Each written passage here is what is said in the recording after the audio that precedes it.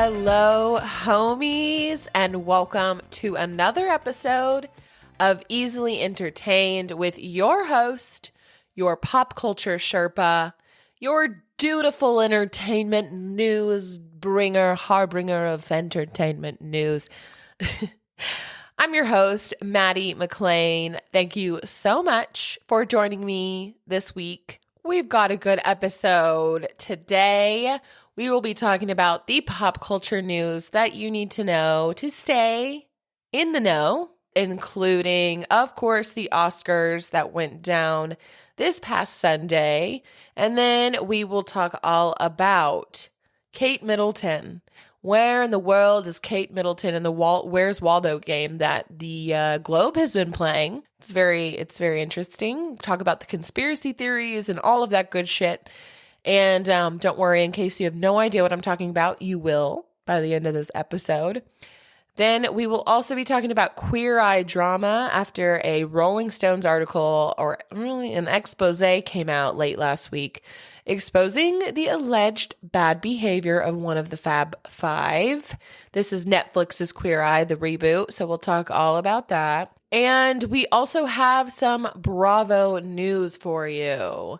Lawsuits have been flying around lately throughout the network, and one including Vanderpump, Rachel Leviss, who we've talked about a little bit in one of the recent episodes, briefly touched on this, but we'll dive in a little bit deeper behind that lawsuit. Another one from a former Real Housewife, and the continuing of this reality reckoning that sweet Bethany Frankel, also a former Real Housewife of New York City. And not to mention, we will also talk about Ariana Grande's new album and an upcoming album from a famous rapper's child.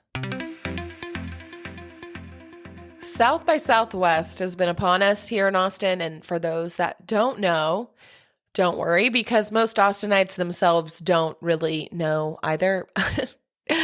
Truthfully, it's very difficult to describe, but essentially it's a 2-week festival that takes place all over the city where there are just a shitload of brands with PR activations, free stuff, more live music than usual, film screenings, conferences, speakers, just everything. It's just very active. So people will buy badges for it.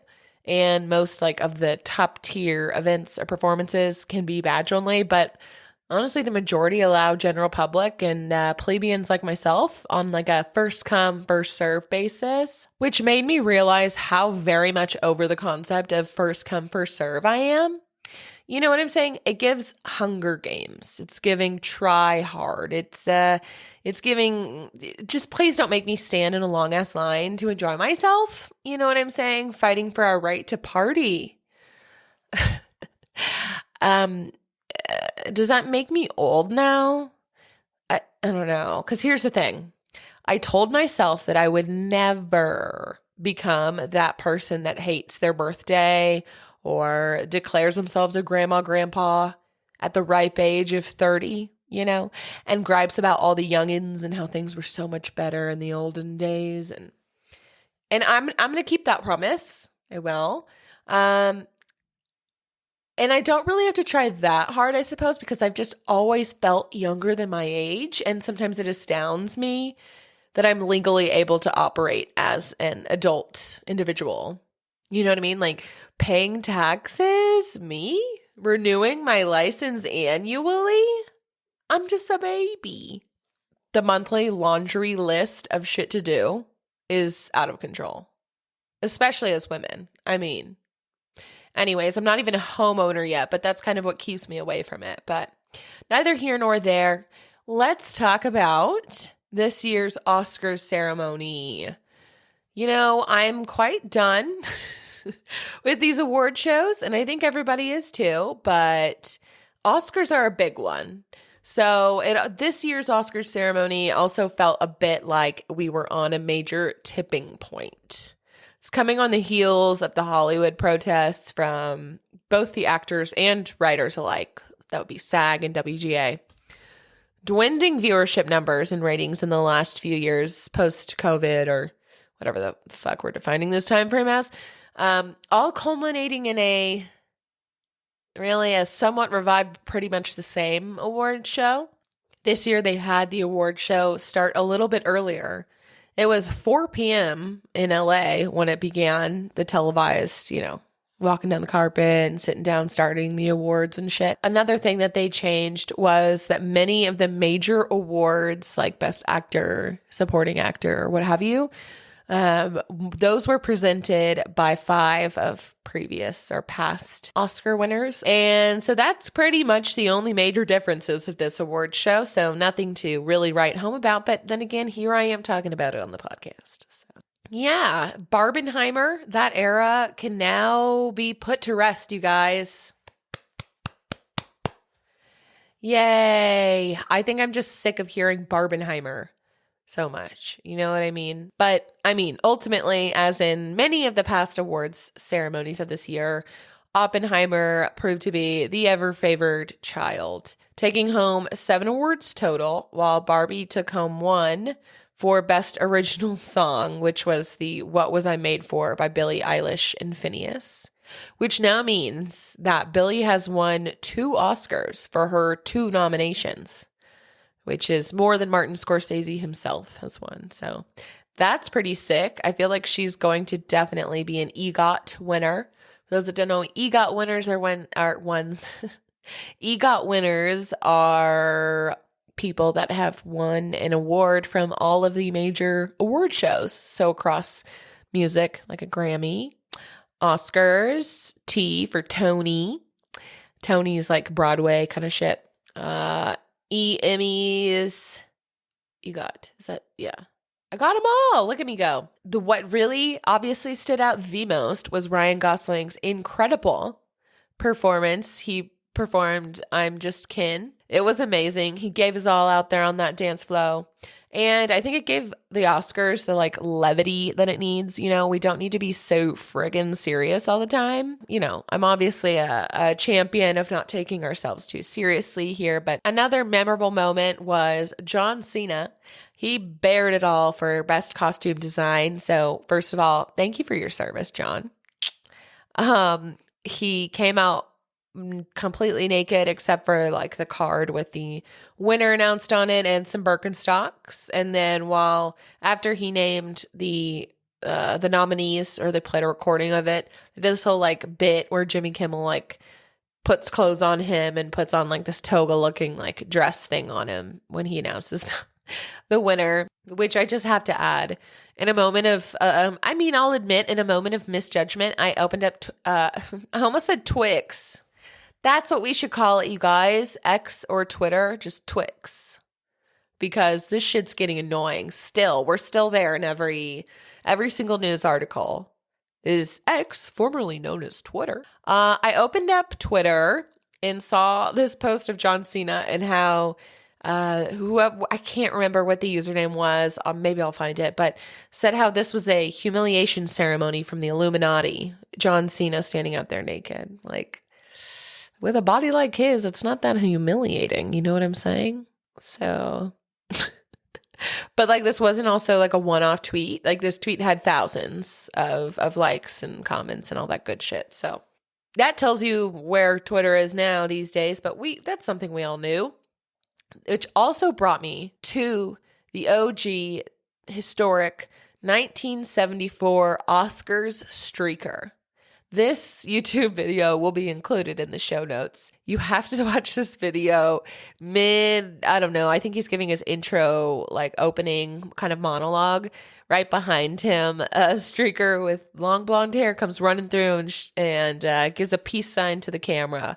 And the entire audience and himself are just laughing, cracking up. They seem like a much more lively audience than we've had probably since then. Anyways, it was just taken lightly and seemed like a fun, innocent streaking going on. Bring back streaking. Bring back streaking.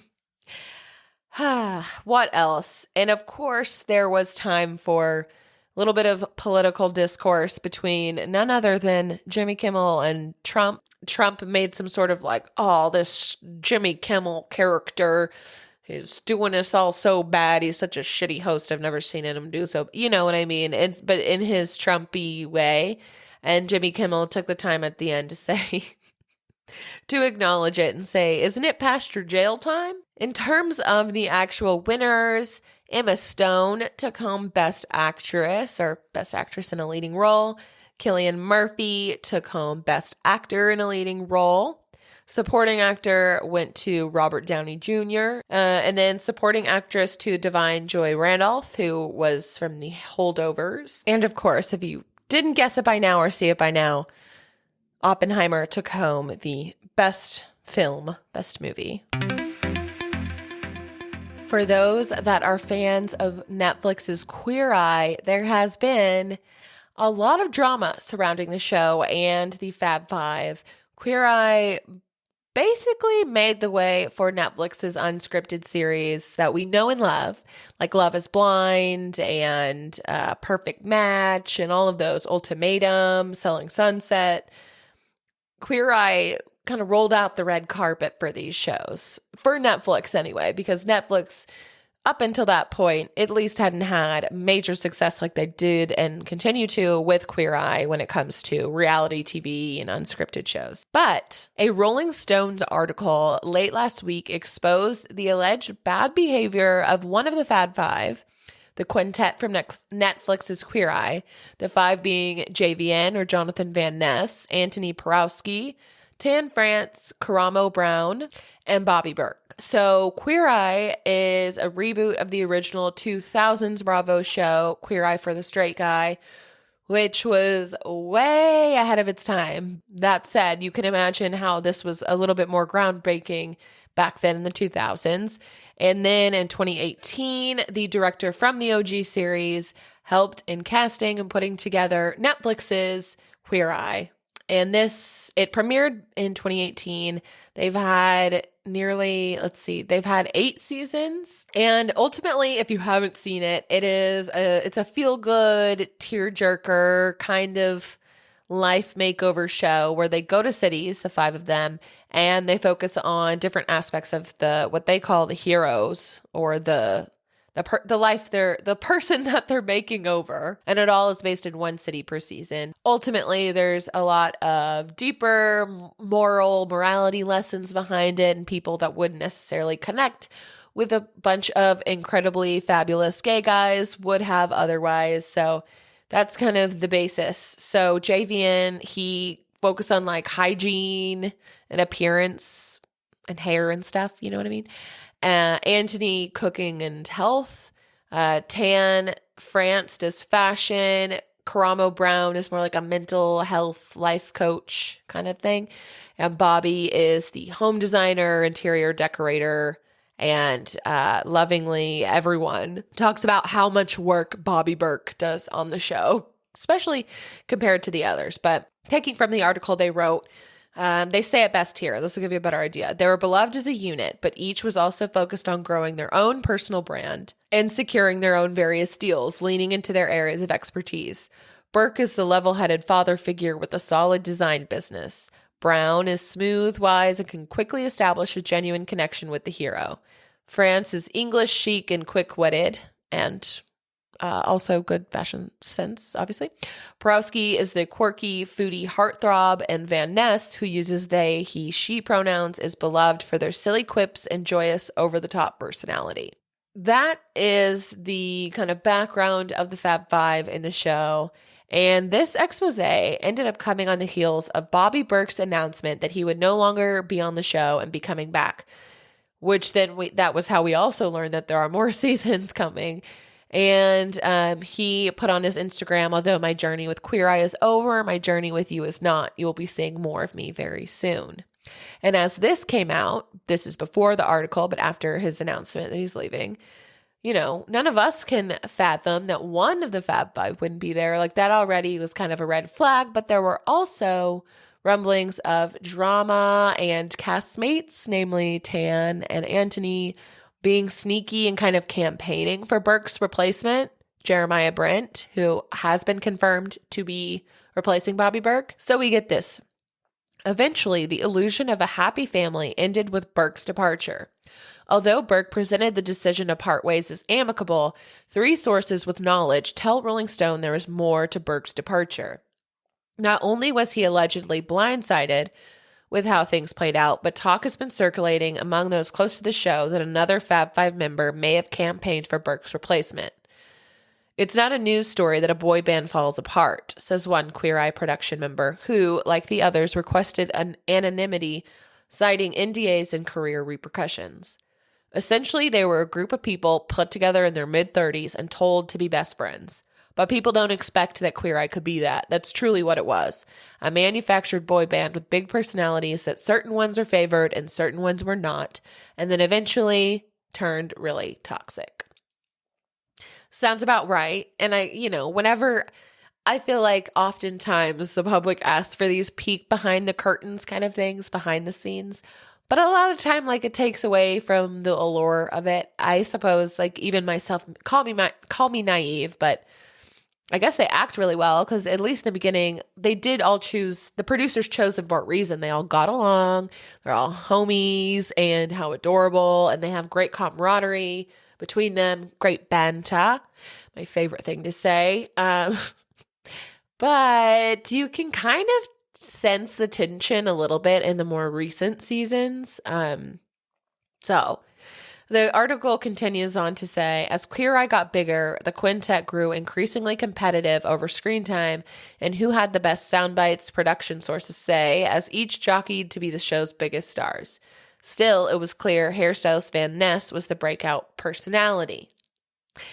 That, however, brought another set of issues. 4 Queer Eye production sources and 3 sources who worked with Van Ness said the reality star was terrible to work with, using words like monster, nightmare, and demeaning, never nice to say, to describe them. 3 people labeled Van Ness as emotionally abusive and having rage issues, and all 7 sources said the star would lash out at crew and people who worked closely with Van Ness, in deep contrast with who they portray themselves to be in the show and throughout public view.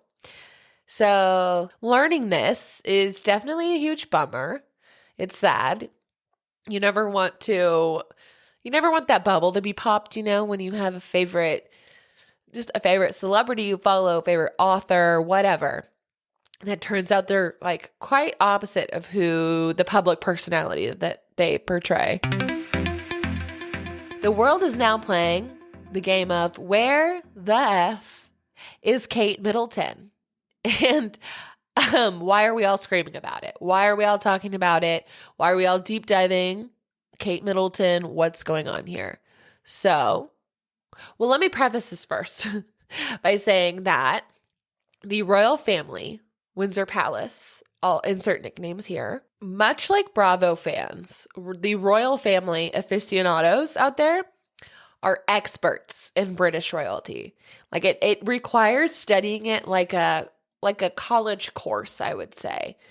And in all transparency, I myself am in no way an expert because that shit really confuses me.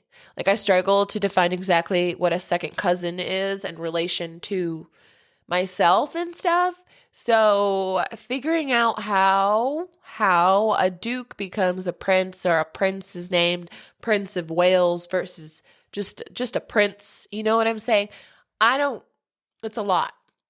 So while after learning and doing some more research on all of this, it does indeed pique my interest. I currently am not an expert. And I'm open to learning. So again, if you know far more than me and anything is off, holler at your girl. But be sweet. You know what I'm saying? Be sweet.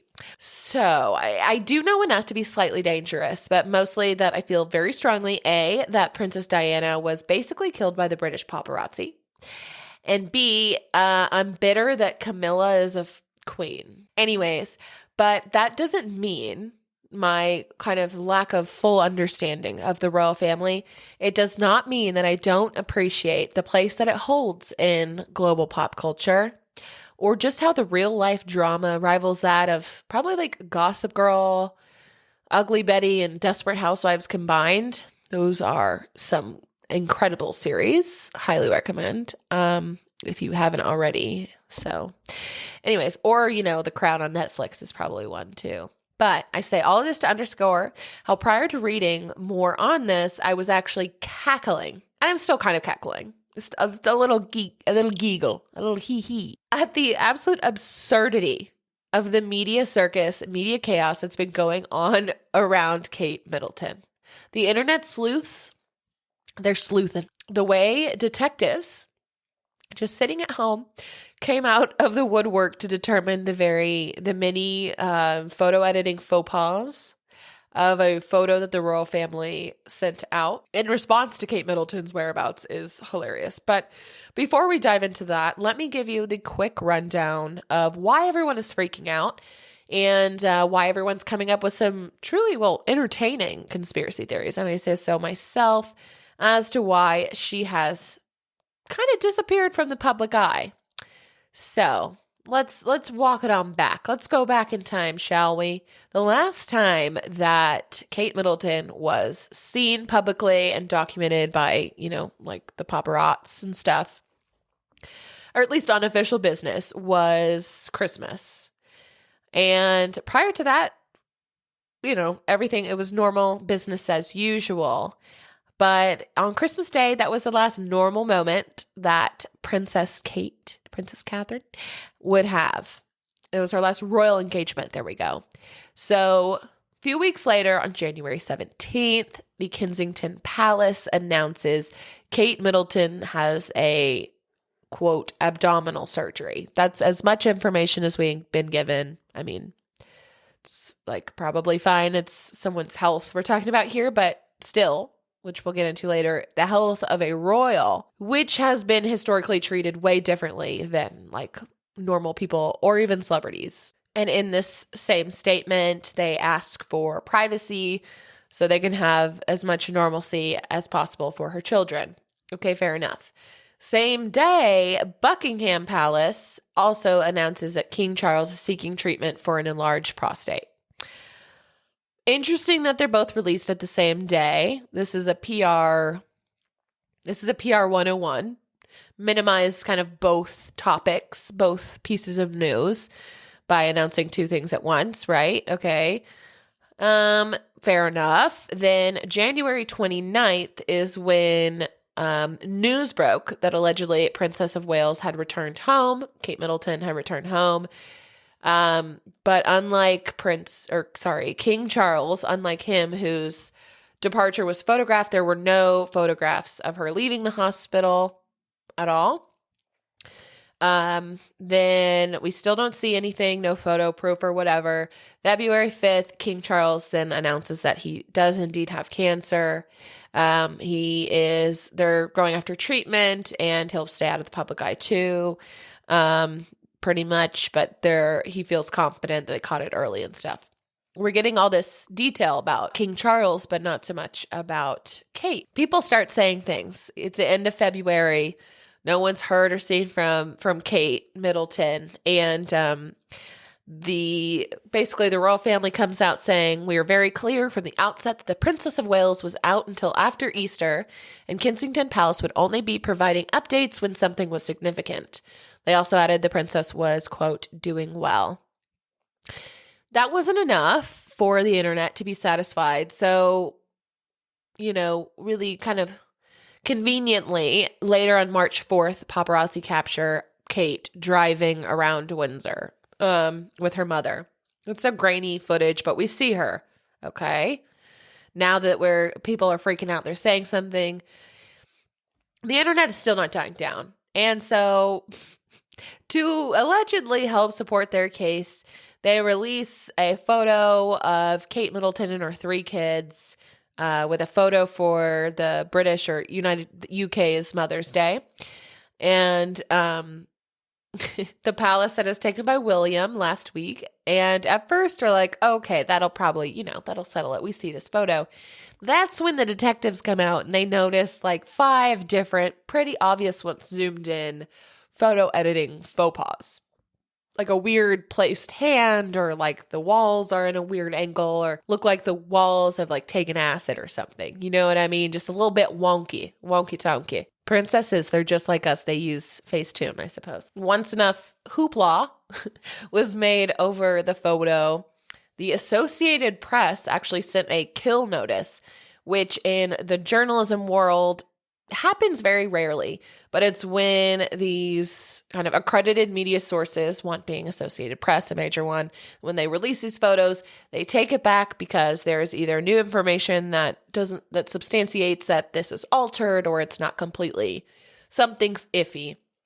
So the AP sends that out, and then finally Kate tweets out, she tweets that she apologizes, that she too likes to be an amateur photo editor, and she messed around with it, and that's, nothing nefarious, but that's what happened. So now what was meant to really calm people down is just, now the internet's really going buck wild with ideas of conspiracies, what the royal family's hiding.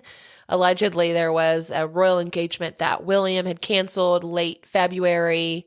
They were like, does this mean something? I mean, people are coming up with, of course, did Kate get a BBL? Is Kate growing out bangs?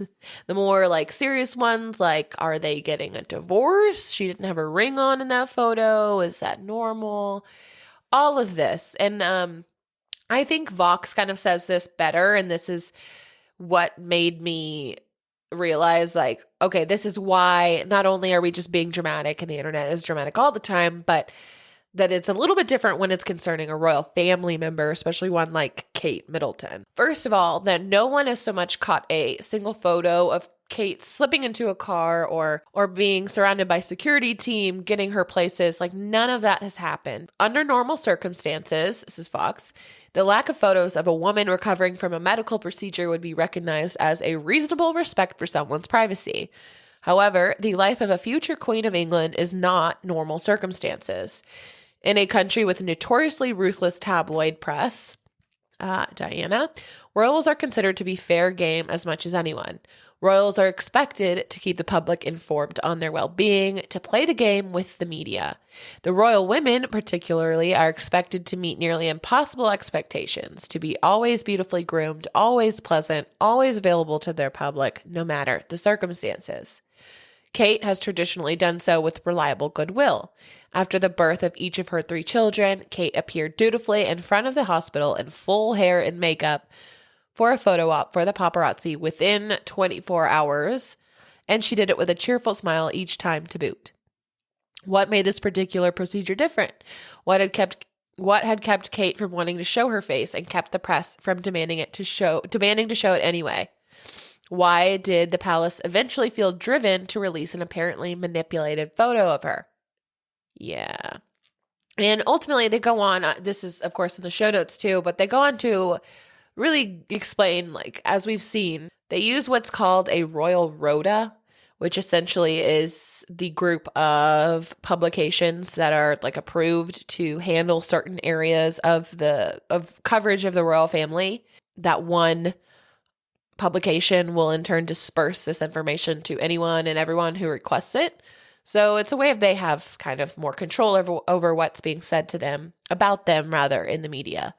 And obviously things took a turn when Prince Harry married Meghan Markle, and kind of became each other's foils. Meghan being the more modern kind of rebel, and obviously brought out a lot of particularly racist coverage of the British press. She was not granted that kind of privacy. If Meghan was the one in surgery, they wouldn't listen to that, I feel like.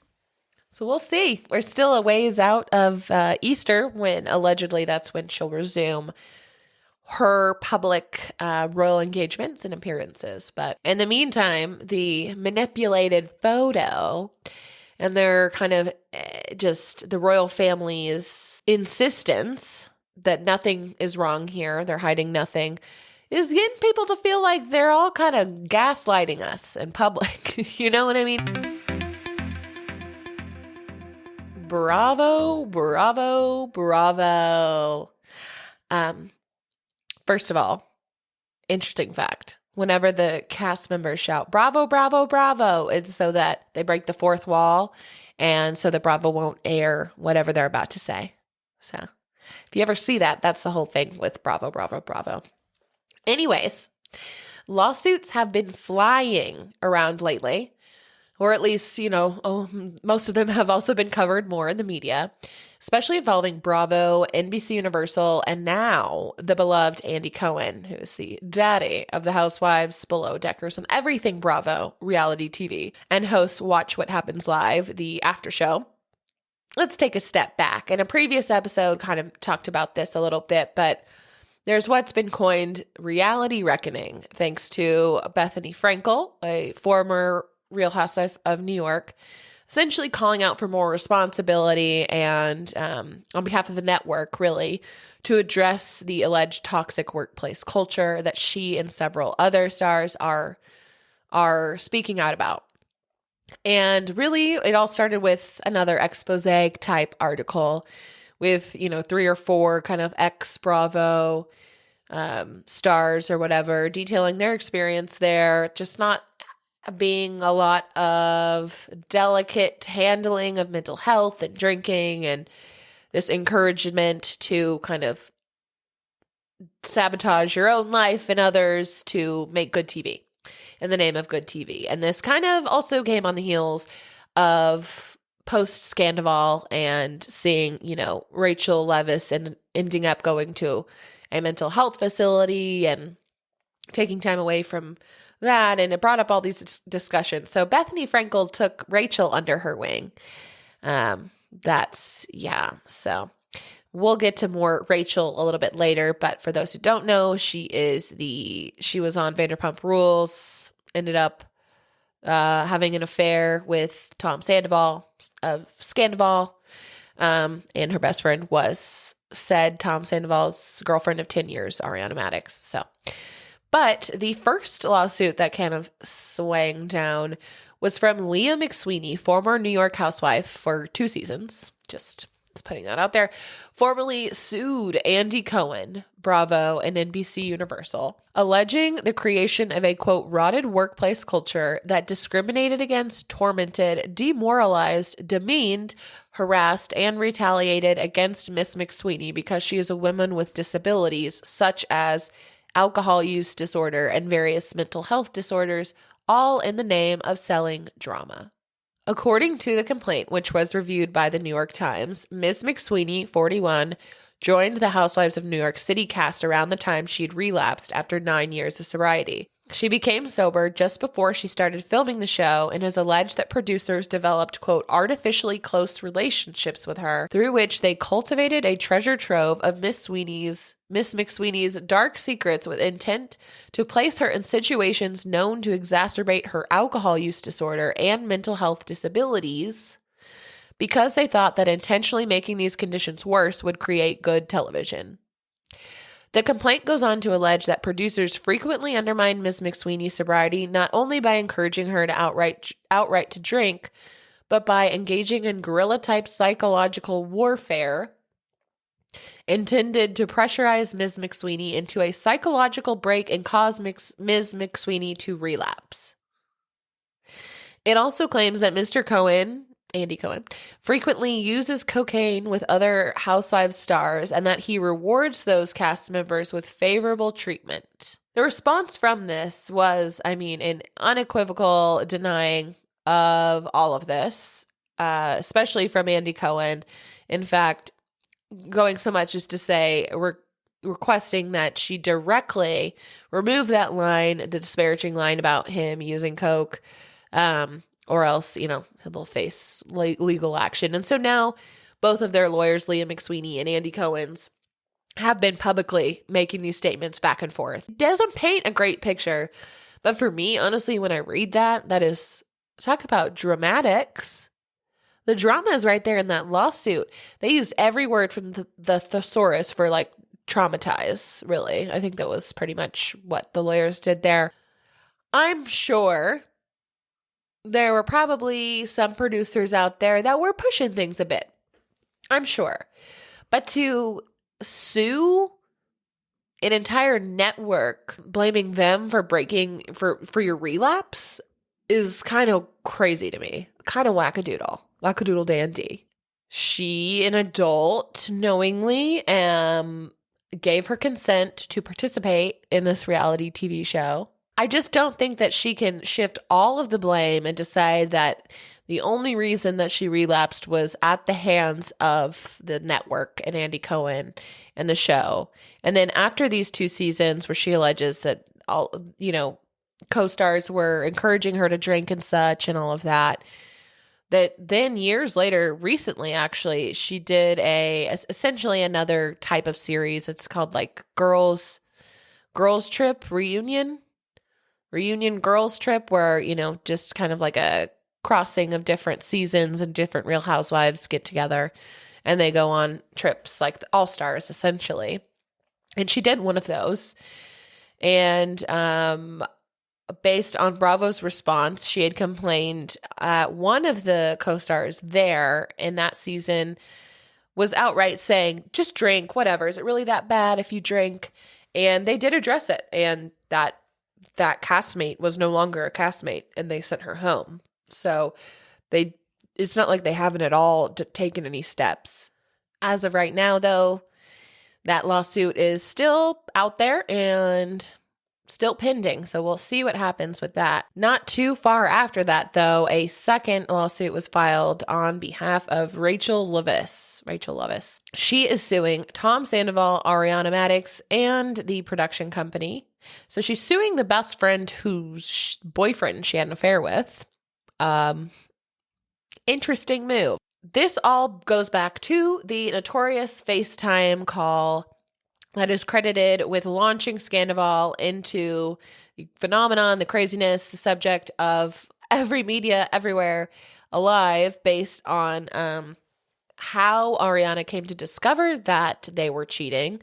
Was when Tom Sandoval's phone fell from the floor fell from his pocket as he was performing, I guess, and a fan picked it up and handed it to Ariana, and it was already unlocked. So she took a look and felt this sense, this woman's intuition, if you will, to take a little look-see through his phone, and she went to his photos. She went to his photo album and saw a recording of a FaceTime with Raquel, where she is intimately touching herself, and Tom recorded this. And allegedly this was without Raquel's knowledge that he recorded this, and she's saying that Ariana Madix, it's really mostly pointed at Ariana, to be honest, that Ariana Madix is the one who dispersed the revenge corn, and it also includes the charge of eavesdropping and invasion of privacy is what's included in the lawsuit filed by Raquel Leviss against Tom and Ariana, and also lots of damages to her mental health. She brings that up, and she's seeking financial and legal reciprocations, I suppose. This is just not the move. This is just not it. It's not it. I can understand suing Tom for taking it without her consent, if that is indeed what happened. Ariana, can we just leave her out of the narrative? What? Even better, what's also alleged in her lawsuit is that Ariana and everybody else knew the whole time. And she brings up this scenario where she says that Ariana saw them cuddling or something and said, save that for season 9? Save that for season 9 or whatever. She knew and played along with it the whole time. I personally do not think that is true. That sounds like a reach to me. It sounds like a reach. And it sounds like, again, and the most ultimate design, that she hasn't really learned a lesson, she's out here now suing people, and it's I don't know, things could be handled so differently. Again, I think that charges against Tom, if it is true with the revenge corn, yeah, that makes total sense, girl. But otherwise, it's just, messy. Who would think that reality TV would be messy? Oh, wait, that's why we all watch it. Lastly, we got that new. And one of the things that is new would be Ariana Grande's album, Eternal Sunshine, which was released on March 8th and came at a time when people were very much still talking about her, as her very public divorce went through with Dalton Gomez, who she had a very quiet marriage to. Following years of obviously ups and downs, she did Pete Davidson, Mac Miller, who died. She broke up with Pete because she had to process the loss of Mac. And then, skip forward a few years, we hadn't had an Ariana Grande album since Positions, and that's been a long time. And she'd been doing other projects, including Wicked, where she met her co-star Ethan Slater, aka SpongeBob SquarePants, because the man plays SpongeBob in Broadway. Yeah. And, well, the big deal there being that he had a wife and newborn baby, at the time baby on the way, when rumors started to swirl that they were having an affair of types, but they allege it didn't overlap, and it was after a few months of separation from Ethan, and same with Ariana for Dalton. Yeah, so Ariana's kind of been known for messing around and having particularly questionable timelines of when she starts dating certain guys and when those guys are or are not in a relationship. That's just kind of been a narrative that's followed her. All that to say, Ariana has very much been in the news lately, but it hasn't really been for her music. So everyone was very anxious for this album to drop, see what messages they can disperse. Internet detectives go in there, figure out why maybe her marriage with Dalton didn't work out and all of that. And people are making those guesses. She makes it sound like maybe Dalton cheated on her. We don't know. And her response to this was her single from the album, Yes and, which is basically an FU to all of the internet naysayers and all of that. And that was kind of our peak at the upcoming album. And I've listened to most of the songs. It's peak Ariana Grande. Like, it's good. It's good.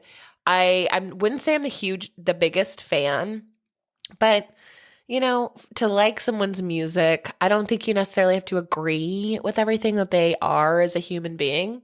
There's a difference in their lines. Like, take Chris Brown, for example. I don't know why we're platforming that guy. I don't know. He's a wife beater. But, you know what I mean? Ariana Grande, we don't really know. It's this weird dichotomy of where we're in this era of social media, of paparazzi, and the things that we learn about celebrities, and just having this instant access to people, and where people are far more vulnerable these days on the internet than ever before, that I feel like we almost assume we do have all of the information. And of course, this is generalized and like hive mind, just people in general behavior. But still, I think it's important to consider. And if you remove kind of that part of Ariana Grande, the part that is particularly questionable of possibly breaking up a marriage, if you remove that and take a listen, I actually think that We Can't Be Friends, wait for your love, is really beautiful. And it's really well done. And particularly the music video. If you haven't seen the music video, highly recommend. So Eternal Sunshine is drawing inspiration from the movie Eternal Sunshine of the Spotless Mind. The main plot is that the characters or the people in the movie have the ability to undergo a procedure that removes painful or hard or really any memories of a human from your brain. And so Ariana kind of uses this, depicts her going through the procedure to remove memories from her brain from a past breakup, but not wanting to remove the good ones. And it's really sad and really like heartfelt, and her acting is quality. I guess she's done well. She's learned a lot in Broadway, and it shows in this music video. It's essentially a song about the difficulty and the dichotomy of, in order to move on from someone, in order to move on and heal from a breakup, that it kind of requires you forgetting about their existence and all of the memories that you shared with them, for better and for worse. And I personally really like it, and I'm down for it. And while I don't necessarily endorse all of Ariana Grande's actions, I do think I endorse this album. I do. So take that as you will. Just a little rumor running around the mill is that there will be possibly a cover of Jolene on Beyonce's upcoming country album. That's something I can get behind. That is something I can get behind. So Ariana's album is the first of many powerhouse women albums coming down the block, including Casey Musgraves, Beyonce. I'm forgetting someone for sure. Oh, Taylor Swift. But there's one more female powerhouse coming round the bend. This last week, Kanye West's daughter, Northwest, announced during one of his live listening parties to Vultures, his album with Ty Dolla $ign, Northy came up on stage, and as you may or may not know, she has a little speaking part on one of the tracks on Vultures. So she was there, and she came up with the other two little babies, Psalm and Saint. It was between Kanye and Kim, and announced that Northwest will be releasing her debut album called Elementary School Dropout. Oh my God, I was hoping this was going to happen. We had the teasing with like Adonis has joined, and now the internet's like, Drake's telling Adonis to get up and work, son. We got some work to do. But I mean, for me personally, like, hell yeah, let's see how this goes. I'm here for it to play out, right? Of course, you've got the naysayers, like, this is clearly nepotism, yada, yada. And yeah, of course it is. Of course it is. Like, yeah, the sky's blue too. But I'm excited for it. I don't know if we have a date yet, but given how Kanye is with his albums, she's probably going to be pretty similar. At least in her TikToks that I've seen of her, she's a spitting image just in mannerisms of Kanye. But so that's something to look out for. That's exciting. And it's a cute little nod to Kanye's album, College Dropout. That's all I've got for you today. I hope that you enjoyed this week's episode. Next week, we'll be covering the Love is Blind reunion and up to where we're at Bachelor. With Joey, we have 3 women still left, Rachel, Daisy, and Kelsey. And so next episode, we'll talk all about that. They're kind of both in similar stages, getting to like reunion-esque episodes. Get excited, and we'll talk all about it. If you enjoyed this episode and are enjoying the podcast in general, please do your girl a favor, and if you're not already following, you know what to do. And give me a rating, a review, subscribe. This is what helps me continue to do what I love doing and keep you afloat the pop culture clusterfuck of the world we live in. Thanks, y'all. You know what to do. Keep it classy. See you next week. Bye.